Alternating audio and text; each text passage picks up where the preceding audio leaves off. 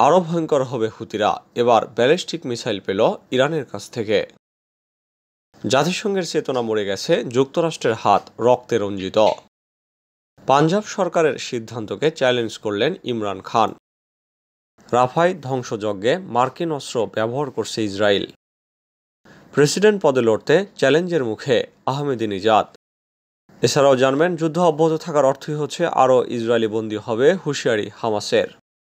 হুতিদের এবার ballistic missile দিল Iran. Gaza যুদ্ধের মধ্যে ইয়েমেনের সশস্ত্র বিদ্রোহী গোষ্ঠী হুতিদের ব্যালিস্টিক মিসাইল দিয়েছে মধ্যপ্রাচ্যের দেশ ইরান। গণমাধ্যমের প্রতিবেদনে এমনটাই দাবি করা হয়েছে। এতে বলা হয়েছে এই মিসাইল সমুদ্র থেকে উৎক্ষেপণযোগ্য।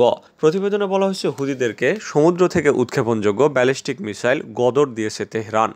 ইয়েমেন ও এর আশেপাশের অঞ্চলে থাকা যুক্তরাষ্ট্র ও ইসরায়েলি স্বার্থের ক্ষেত্রে এইসব ক্ষেপণাস্ত্র বড় ধরনের হুমকি হয়ে দাঁড়াবে। তবে এ বিষয়ে এখনও কোনো আনুষ্ঠানিক বিবৃতি দেয়নি ইরানের পররাষ্ট্র মন্ত্রণালয়। সূত্রটি আরও জানিয়েছে, ইরান হুতিদের সমর্থন করলেও বারবার গোষ্ঠীটিকে অস্ত্র দেওয়ার কথা অস্বীকার করে এসেছে তেহরান। ন্যাশনাল ইন্টেলিজেন্স ডিরেক্টরের মার্কিন অফিসের মতে এই অঞ্চলে ইরান সবচেয়ে বেশি ব্যালিস্টিক মিসাইল উৎপাদন করে। তারা ড্রোনও অধিক পরিমাণে উৎপাদন করে থাকে। জাতিসংঘের চেতনা মরে গেছে, যুক্তরাষ্ট্রের হাত রক্তে রঞ্জিত। গাজা যুদ্ধের ভয়াবহতার বিষয়ে ফের পশ্চিমা নেতা এবং জাতিসংঘের তীব্র সমালোচনা করলেন তুরস্কের প্রেসিডেন্ট রিসেপ তাইপ এরদোগান। তিনি বলেন, নীরবতা পালনের মাধ্যমে ইসরায়েলের ভ্যাম্পাইরিজমের সহযোগিতায় পরিণত হয়েছে ইউরোপের সরকার প্রধানরা।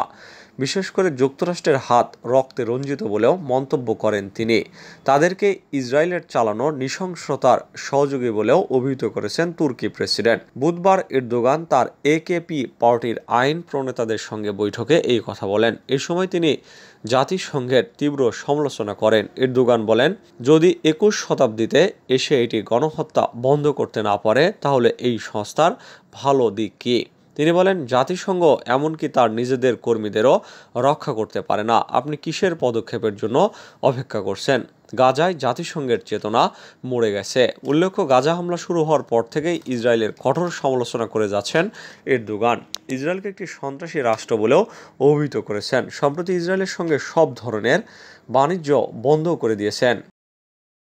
পাঞ্জাব সরকারের সিদ্ধান্তকে চ্যালেঞ্জ করলেন ইমরান। পাঞ্জাব সরকারের লাহোর হাইকোর্টে গুরুতর মামলা দায়েরের সিদ্ধান্তকে চ্যালেঞ্জ করেছেন পাকিস্তান তেহরিকে ইনসাফের প্রতিষ্ঠাতা ইমরান খান। লতিফ খোসার মাধ্যমে বুধবার এই পিটিশন দাখিল করেছেন তিনি, যেখানে পাঞ্জাব সরকার, আইজি, স্বরাষ্ট্র মন্ত্রণালয় এবং অন্যদের বিবাদী করা হয়েছে। পিটিশনে বলা হয়েছে, পিটিআইয়ের প্রতিষ্ঠাতা বর্তমানে বিভিন্ন মামলায় আদিয়ালা কারাগারে বন্দী রয়েছেন। পাঞ্জাব সরকার ইমরান খান ও অন্যান্য নেতৃত্বের বিরুদ্ধে গুরুতর মামলার অনুমোদন দিয়েছে। পাঞ্জাব মন্ত্রিসভার এই পদক্ষেপ সংবিধানের 10 নম্বর অনুচ্ছেদের পরিপন্থী। পিটিশনে আদালতকে অনুরোধ করা হয়েছে যে পাঞ্জাব সরকারের গুরুতর মামলা মঞ্জুর করার পদক্ষেপকে বাতিল করা হোক। রাশিয়ায় হামলার অনুমতি দিলে গুরুতর পরিণতি ভোগের হুঁশিয়ারি পুতিনের। রাশিয়ার প্রেসিডেন্ট ভ্লাদিমির পুতিন বলেছেন, পশ্চিমা দেশগুলো যদি ইউক্রেনকে রাশিয়ায় হামলা চালানোর জন্য তাদের অস্ত্র ব্যবহার করতে দেয় তাহলে গুরুতর পরিণতি ভোগ করতে হবে। ফ্রান্সের প্রেসিডেন্ট ইমানুয়েল ম্যাক্রো বলেন, কিয়েভকে সেই সব রুশ সামরিক ঘাঁটিগুলোকে নিষ্ক্রিয় করার অনুমতি দেওয়া উচিত যেখান থেকে ক্রেমলিন সেনারা ইউক্রেনে ক্ষেপণাস্ত্র নিক্ষেপ করে। জেলেনস্কি বিশ্বকে রাশিয়ার যুদ্ধে ক্লান্ত না হওয়ার আহ্বান জানিয়েছেন। খবরে বলা হয়েছে, 2 বছরেরও বেশি সময় ধরে চলা যুদ্ধের পর রাশিয়ার মাটিতে হামলা জোরদার করতে ইউক্রেনকে অস্ত্র ব্যবহারের অনুমতি দেওয়ার জন্য ন্যাটোর কিছু সদস্য এবং জোটের প্রধান জেন্স স্টলটেনবার্গ আহ্বান জানানোর পর পুতিন এই মন্তব্য করলেন। উজবেকিস্তান সফরকালে পুতিন বলেন, এই ক্রমাগত উত্তেজনা মারাত্মক পরিণতি ডেকে আনতে পারে। তিনি বলেন, ইউরোপে বিশেষ করে ছোট দেশগুলোতে তাদের সচেতন হওয়া উচিত যে তারা কী নিয়ে খেলছে। পুতিন উল্লেখ করেন, অনেক ইউরোপীয় দেশ ছোট অঞ্চল এবং ঘন বসতিপূর্ণ। তিনি বলেন, রুশ ভূখণ্ডের গভীরে আঘাত হানার কথা বলার আগে তাদের এই বিষয়টি মাথায় রাখা উচিত। রাফায় ধ্বংসযজ্ঞে মার্কিন অস্ত্র ব্যবহার করছে ইসরায়েল। ঘটনাস্থলের ফুটেজ বিশ্লেষণে এমনটি জানিয়েছে মার্কিন সংবাদ মাধ্যম সিএনএন। আল জাজিরার খবরে বলা হয়েছে, রাফার তালুস সুলতান শরণার্থী শিবিরে মার্কিন অস্ত্র ব্যবহার করে হামলা চালিয়েছে ইসরায়েল। এতে শিবিরের ঘর বাড়িতে আগুন লেগে যায়। এতে জীবন্ত পুড়ে 45 জন বাস্তুচ্যুত ফিলিস্তিনি নিহত হন। এছাড়া আরও 200 জন আহত হন। এই ঘটনার দায় ইসরায়েলের সামরিক বাহিনী স্বীকার করেছে। তারা দাবি করেছে, হামাস যোদ্ধাদের একটি আবাসনে বোমা হামলা করে তাদের বাহিনী। এরপর সেটি বিস্ফোরিত হয়ে সেখানে আগুনের সূত্রপাত ঘটে। এরপর আগুন দ্রুত নিকটবর্তী তাঁবুতে ছড়িয়ে পড়ে, ফলে তালুস সুলতান এলাকার শিবিরটি ধ্বংস হয়ে যায়। এতে কমপক্ষে ৪৫ জন নিহত এবং প্রায় ২০০ জন আহত হয়। সিএনএন রোববারের স্ট্রাইকের দৃশ্যে তোলা ফুটেজ যাচাইয়ের জন্য 4 বিস্ফোরক অস্ত্র বিশেষজ্ঞকে দায়িত্ব দেয়। তারা জানায় যে জিও লোকেটেড ভিডিওটিতে মার্কিন তৈরি GBU-39 ছোট ব্যাসের বোমা এর লেজ দেখা গেছে। সিএনএন যোগ করেছে, যে অস্ত্রের অবশিষ্টাংশ দেখা সিরিয়াল নাম্বারগুলো ক্যালিফোর্নিয়া ভিত্তিক GBU-39 যন্ত্রাংশের প্রস্তুতকারকের সাথে মিলে যাচ্ছে। প্রেসিডেন্ট পদে লড়তে কি চ্যালেঞ্জের মুখে আহমেদিনেজাদ? মাহমুদ আহমেদিনেজাদ। ইরানের রাজনীতিতে এই নামটি অনেক পরিচিত হলেও অনেক দিন ধরেই খবরে নেই তিনি। তবে ইরানের প্রেসিডেন্ট ইব্রাহিম রাইসির মৃত্যুর পর আগামী নির্বাচনে তার সম্ভাব্য প্রার্থিতা নিয়ে আবারও আলোচনায় তিনি। সম্প্রতি একটি ভিডিওতে ইরানের জনগণ এবং দেশের সেবা করার অভিপ্রায় ব্যক্ত করেছেন আহমেদিনেজাদ। তিনি বলেছেন, যেহেতু জনগণ এবং দেশের সেবা করার সুযোগ আমার রয়েছে, সেই সুযোগ লুফে নিতে অবশ্যই আমি দ্বিধা করব না। বৈশ্বিক পরিস্থিতি বিবেচনা করলে কেবল দেশের স্বার্থের কথা চিন্তা করে এ বিষয়ে ভাবছেন বলে জানিয়েছেন তিনি। তবে প্রেসিডেন্ট হওয়ার পথটা অত সহজ হবে না তার জন্য। 2017 এবং 2021 সালের প্রেসিডেন্ট নির্বাচনে সর্বোচ্চ নেতা আয়াতুল্লাহ খামেনির নেতৃত্বাধীন গার্ডিয়ান কাউন্সিল তার প্রার্থিতা বাতিল করেছিল।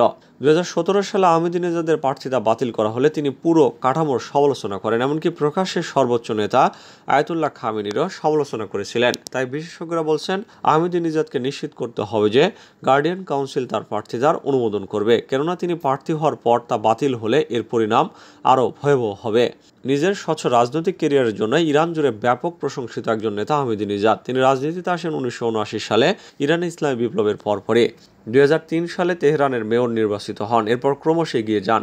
2 বছর তেহরানের মেয়র থাকার পর 2005 সালে ব্যাপক জনসমর্থন নিয়ে আহমেদিনেজাদ ক্ষমতায় আসেন। 2009 সালে দ্বিতীয় দফায় নির্বাচিত হন। প্রেসিডেন্ট হওয়ার পরপরই তিনি তার অফিসে বেশ কিছু যুগান্তকারী পরিবর্তন আনেন। প্রেসিডেন্ট নির্বাচিত হয়ে প্রেসিডেন্ট ভবনের দামি কার্পেটগুলো তেহরানের মসজিদে দান করে দেন। এর পরিবর্তে সাধারণ মানের কার্পেট বিছানো হয় প্রেসিডেন্ট ভবনে।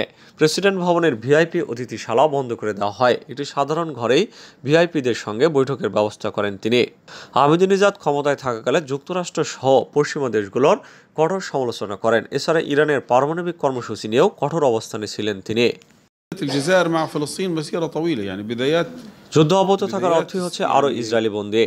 ফিলিস্তিনের ইসলামী প্রতিরোধ আন্দোলন হামাসের শীর্ষ পর্যায়ের নেতা বাসেম নাইম বলেছেন, অবরুদ্ধ উপত্যকায় ইহুদিবাদী ইসরায়েলের যুদ্ধ অব্যাহত থাকার অর্থই হচ্ছে আরও ইসরায়েলি গাজার প্রতিরোধ যোদ্ধাদের হাতে বন্দী হবে। লেবাননের আল মায়াদিন টেলিভিশন চ্যানেলকে গতকাল দেওয়া একান্ত সাক্ষাৎকারে বাসেম নাইম এই কথা বলেন। ইহুদিবাদী ইসরায়েলের চ্যানেল 12 থেকে খবরে দেওয়া হয়েছে যে দীর্ঘমেয়াদী যুদ্ধের ব্যাপারে আলোচনা করতে প্রস্তুত রয়েছে ইসরায়েল। এ বিষয়ে এক প্রশ্নের জবাবে হামাস নেতা বাসেম বলেন, ইসরায়েলি শব্দের মারপ্যাচ অগ্রহণযোগ্য। এটি শুরুতেই স্পষ্ট হওয়া উচিত যে হামাসের দাবি হচ্ছে একটি সম্পূর্ণ যুদ্ধবিরতি। হামাসের নেতা জোর দিয়ে বলেন, যুদ্ধক্ষেত্রে যোদ্ধাদের কিংবদন্তির পারফরমেন্সের উপর নির্ভর করে যুদ্ধবিরতির ব্যাপারে হামাস তার অবস্থান ঠিক করেছে। তিনি বলেন, আগে হামাস যে প্রস্তাব গ্রহণ করেছিল তা ফিলিস্তিনি জনগণের আকাঙ্ক্ষা পূরণ হচ্ছিল। নাইম বাসেম বলেন, কেউ সম্প্রতি হামাসের সাথে যোগাযোগ করেনি এবং নতুন কোনো প্রস্তাবও দেওয়া হয়নি।